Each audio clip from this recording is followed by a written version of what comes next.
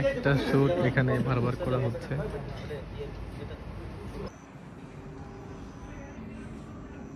Guys, মাঝরাতে আমি এমন একটি প্লেসে এসে দোলনা খাচ্ছি যেটা খুবই ভয়ঙ্কর, মানে কি ভৌতিক একটা জায়গাটা, খুবই সুন্দর, কিন্তু এখন আমার কাছে জিনিসটা ভৌতিক মনে হচ্ছে।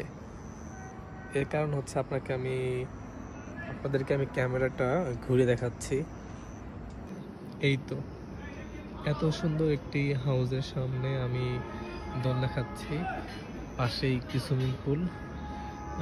শীত আসছে ভাব, এত সুন্দর মানে প্লেসে আমি এখন কিন্তু রাত প্রায় অলরেডি মানে 10টার ওভার হয়ে গেছে, আমি মাঝরাত বলে ফেলেছি।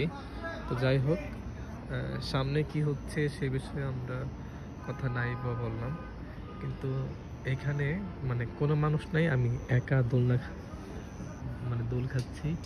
পিছনে তো তাকালে একদম ভয় করে রীতিমতো আমি অবাক। পুরো এই পাশে একদম পুরো ফাঁকা জায়গা, ওদিকে জঙ্গল, ওইদিকে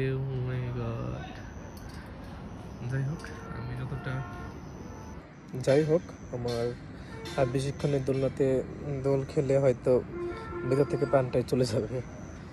জাস্ট আমাকে ওখানে উঠতে হবে কোনো শব্দ না করে।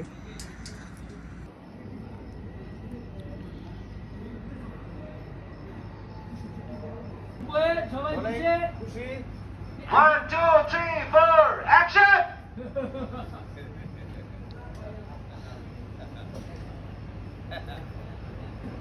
ভাই এভাবে কাইপে হাসেন না ভাই, হাসি মুখে থাকেন, হ্যাঁ কাইপেন না, বডি কাঁপায় না। আবার যাই, ফোর অ্যাকশন।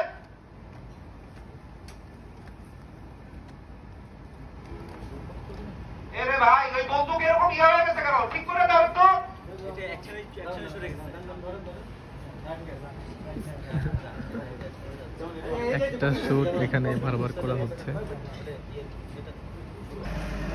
এখান থেকে অনবরতভাবে ধোয়া দেওয়া হচ্ছে। আর এটা হচ্ছে শুটিং স্পট, এটা বুলিয়ারপুর মধুমতি।